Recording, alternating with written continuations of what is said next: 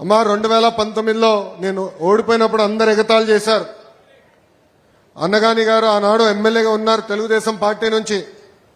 చంద్రబాబు నాయుడు గారిని కూడా అవమానించారు. శాసనసభ సాక్షిగా అన్నారు, లోకేష్ని గెలిపించలేకపోయావు, మీరు మాట్లాడేది ఏంటని. కానీ ఈ రోజు మీరు నాకు ఇచ్చిన మెజారిటీ దెబ్బకి అక్కడి నుంచి సౌండే లేదు తల్లి. నిన్న రాత్రి బాబు గారితో భోంచేస్తుంటే అడిగారు, రేపు కూడా మంగళగిరేనా అన్నారు. అవును గురుగారు, రేపు ఇంకొక రోజు అవుతే పట్టాల కార్యక్రమం అవుతుందని.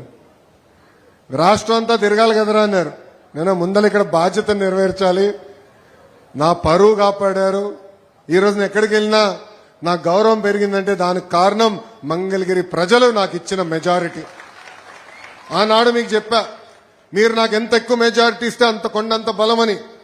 ఈరోజు బాబు గారు కానివ్వండి, మా బోలా శంకరుడు కానివ్వండి, మా పవన్ అన్న గారితో కానివ్వండి, వాళ్ళతో గొడవ చేసి యుద్ధం చేసి పనులు చేయించగలుగుతున్నానంటే దానికి కారణం మీరిచ్చిన మెజారిటీ.